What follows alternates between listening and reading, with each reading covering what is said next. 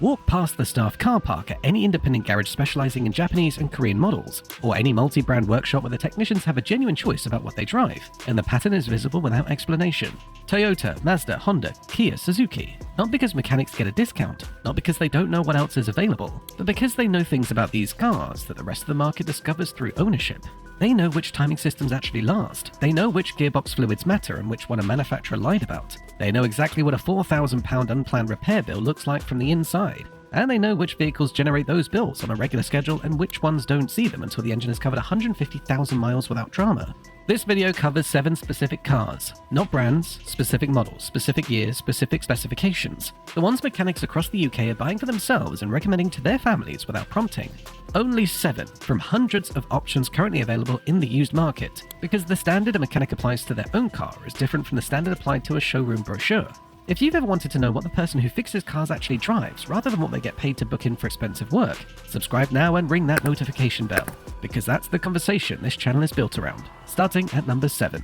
The car the mechanics consistently point their younger colleagues towards when budget matters and reliability can't be compromised is the Suzuki Swift, 2017 to 2023, in the 1.2 dual-jet mild hybrid petrol variant. The reason mechanics trust it sits in one specific engineering decision Suzuki made and the premium European manufacturers didn't: port injection rather than direct injection. Direct injection delivers fuel straight into the cylinder. It's cleaner on emissions testing, more efficient on paper, and better for the figures that appear in manufacturer marketing. It also means fuel never sprays across the intake valves, and without that wash cycle, carbon builds on those valves over time, restricting airflow and reducing performance. The fix costs £300 for a specialist with the right equipment. On a VW Golf or a BMW 1 Series with direct injection, that £300 job arrives predictably between 60,000 and 80,000 miles. The Swift's K12D dual jet uses twin injectors per cylinder, positioned close to the intake valves, spraying fuel into the manifold on every cycle rather than directly into the combustion chamber. Those valves stay clean without intervention. A Swift engine at 80,000 miles looks like a newer one. That's not incidental, it's the result of a design choice. Beyond the injection system, the engine uses a timing chain rather than a belt,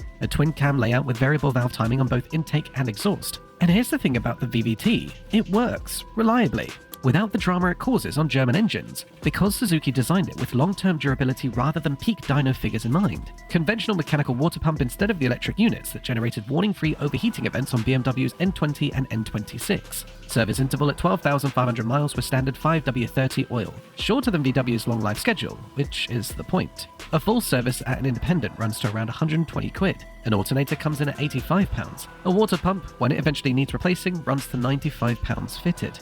ADAC breakdown frequency data for the Swift 1.2 across 2018 and 2022 placed it in the top 10% of all cars measured. Not in its class, across all vehicles. Which owner satisfaction surveys covering 2020 to 2022 registration Swifts returned a satisfaction score of 97%. That figure reflects ownership experience, not test drive impressions. Those are different measurements. It won't impress on the motorway, that's not what it's built to do. What it does deliver is 12,000 miles a year for a decade without meaningful drama, and the running costs to make that decade affordable. The Honda Jazz doesn't photograph well. The interior packaging, Honda's Magic Seat system, which folds the rear bench into configurations that defy what the external dimensions suggest are possible, generates space that competitors with more conventionally designed cabins can't match. But it does look odd in a car park, and looking odd in a car park costs residual value in a market driven by first impressions. None of that matters to the mechanics who own them. The 1.3 iVTEC petrol running through the third generation Jazz from 2015 to 2020 produced its power through a naturally aspirated unit that Honda spent decades refining. No turbocharger, no intercooler, no wastegate to stick, no actuator to fail, no boost pipe to crack in cold weather and leak undetected. The engine breathes freely, services correctly through an intake system that Honda dealerships use as a demonstration piece when explaining port injection versus direct injection to customers who've owned German cars and been built accordingly. The Jazz forgives ownership in a way the BMW doesn't. A Jazz that missed an oil change by 3,000 miles is recoverable.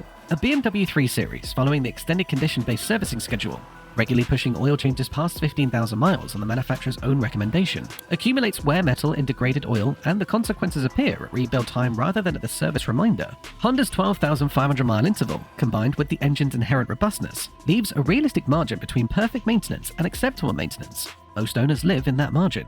The 2020 onwards Jazz in hybrid form, carrying Honda's iMMD system, produced 4 problems per 100 vehicles in Japanese reliability surveys, directly comparable to Toyota Corolla hybrid data from Consumer Reports. The iMMD architecture differs from Toyota's Synergy Drive. The petrol engine primarily generates electricity rather than driving the wheels directly at normal speeds, which reduces mechanical stress on the engine and drivetrain simultaneously. The Sportage arrived with a 7-year, 100,000-mile warranty that Kia offered not as a marketing exercise, but as a consequence of the engineering standards applied throughout the vehicle. That warranty commitment existed because Kia needed to close a trust deficit with European buyers who remembered Korean cars from the 1990s. Closing that deficit required internal engineering quality standards calibrated to support the warranty rather than exceed it at the margins. The result is an owned experience that the warranty data validates. Kia's warranty claim rate per vehicle across the 2016 to 2021 Sportage sits well below the segment average. The 1.6 GDI petrol, direct injection, so intake valve deposits develop, requires a cleaning service at 60,000 to 80,000 miles. Mechanics factor this in as a known scheduled item rather than an emergency.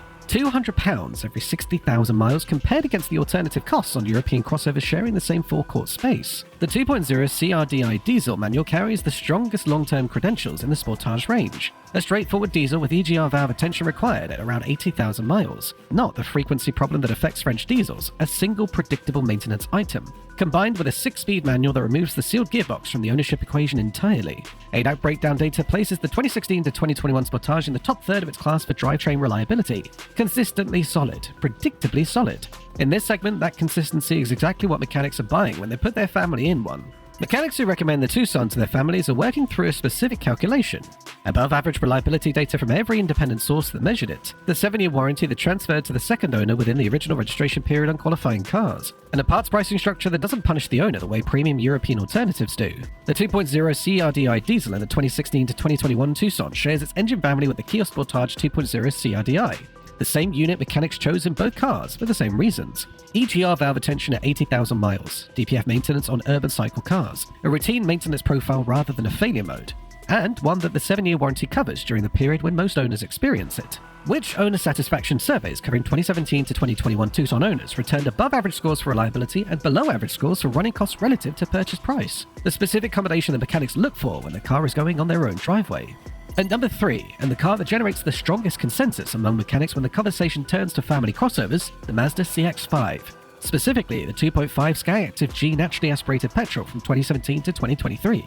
Mazda made a deliberate decision not to turbocharge the Skyactiv G 2.5. Every European competitor of any consequence fitted a turbo to their equivalent model. Smaller displacements, forced induction, better emissions figures on the standardized test cycle, better fuel consumption numbers in the marketing brochure. Mazda's engineers chose compression ratio instead. The 2.5 Skyactiv G runs a 13:1 compression ratio, managing knock not through a turbo or a combined injection system, but through Mazda's own piston cavity geometry. A 4-2-1 exhaust manifold design that reduces residual gas heat, and high-pressure 6-hole direct injectors calibrated specifically for this compression range. No turbocharger means none of the components that generate workshop visits on BMW efficient dynamics petrol engines at equivalent mileage. No boost pipes to crack. No intercoolers to rot at their end tanks. No wastegate actuator to stick. The CX-5's 2.5 petrol carried none of these failure modes across the model run. And that's before the timing system. The CX-5's timing chain doesn't sit at the back of the engine like an afterthought. It sits at the front, driven by an oil pressure and tensioner system engineered to outlast the car. Unlike the BMW N47, where the chain stretches, the guide shatters, and you're dropping the entire engine to sweep up the plastic, the Mazda setup is accessible, inspectable during a routine service, and built around a tensioner design that doesn't generate the catastrophic failure sequence N47 owners know by name. The chain arrangement alone explains why Mazda independents charge £180 to £220 for a major service, while BMW specialists quote £380 before the chain inspection surcharge lands on top. Consumer Reports American data. The CX-5 sells in significant North American numbers, generating a reliable sample. Puts the 2.5 petrol at 11 problems per 100 vehicles. The BMW X3 sits at 67 problems per 100 in the same dataset. Not a narrow margin, not even a comparison that requires analysis. It's simply a different outcome from different engineering decisions. At number 2, the car that generates the most genuine enthusiasm from mechanics working across the full range of crossovers in this class, the Honda CR-V Hybrid from 2019 to 2023. Consumer Reports data from the American market, where this car has operated longer across a larger ownership sample, recorded 4 problems per 100 vehicles across the CR-V Hybrid model run. The BMW X3 sits at 67 problems per 100 in the same dataset. The Mercedes GLA at 71 problems per 100. The Range Rover Evoque, sharing a segment and a price point with the CR-V in UK showrooms, generated recall and warranty action across 2018 to 2022 at rates which documented extensively. 4 per 100 versus 67 per 100. That differential defines the difference between a car mechanics buy and a car mechanics repair. Honda's iMMD system drives the CR-V primarily through an electric motor, with the 2-litre Atkinson cycle petrol engine generating electricity rather than driving the wheels directly across most normal driving conditions. The petrol engine rarely carries full drivetrain load. It runs to charge the battery and provide power during sustained motorway cruising. That operational profile reduces wear on the engine significantly compared to a conventional drivetrain doing equivalent annual mileage. Honda's hybrid battery carries a 5-year, 90,000-mile warranty in the UK specification, shorter than Toyota's extended hybrid health check coverage, but the battery failure rate in real-world UK operation across the CR-V hybrid model run makes the warranty window largely academic. The regenerative braking system, capturing energy during deceleration to recharge the battery, means the CR-V hybrid's brakes carry far less work than the same components on a conventional crossover covering identical miles. Number 1 is the car that comes up without prompting when you ask mechanics across the UK what they'd buy with their own money for daily family transport. The Toyota Corolla Hybrid, specifically the Touring Sports Estate Form, 2019 to 2023, in either the 1.8 or 2.0 hybrid specification. Consumer Reports American data: 3 problems per 100 vehicles, the lowest problem rate recorded across the entire non-luxury car market in the survey period. Every premium European estate scores worse. Every volume European estate scores worse. Every car in the German premium segment scores worse. The Corolla Hybrid's 3 per 100 isn't a narrow lead. It's a category of performance that competitors don't reach. ADAC breakdown data for the Corolla Hybrid in Europe placed it in the top 5% of all vehicles for breakdown frequency across 2019 to 2023. Not within its class, across all vehicles. The Swift got into the top 10% for its class. The Corolla is in the top 5% of everything ADAC measured. The Toyota Hybrid Synergy Drive uses a timing chain. No belt, no wet belt maintenance interval, no chain at the back of the engine horror story. The hybrid system has operated in production since 1997, across the Prius, the Auris Hybrid, the Yaris Hybrid, and now the Corolla. Toyota's failure data on this drivetrain covers more than a quarter century of real-world European operation. The engineering decisions in the current generation aren't experimental. They're the product of 25 years of iterative refinement on a system that started reliable and improved with every generation.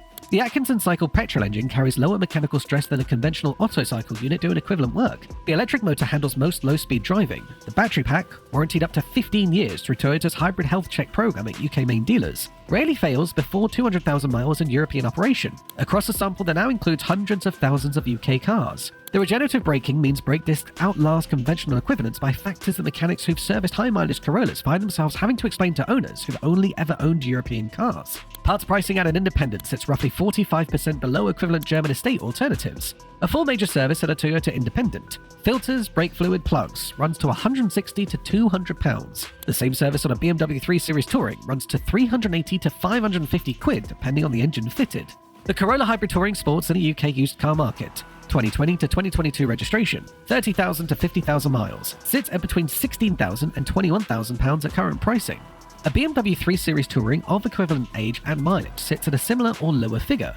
One averages £380 in unplanned repairs over 3 years. The other averages £2,140. One registers 3 problems per 100. The other sits at 67. Mechanics know exactly which car is which. Now you do too. 7 cars, only 7 from a market that offers hundreds of options.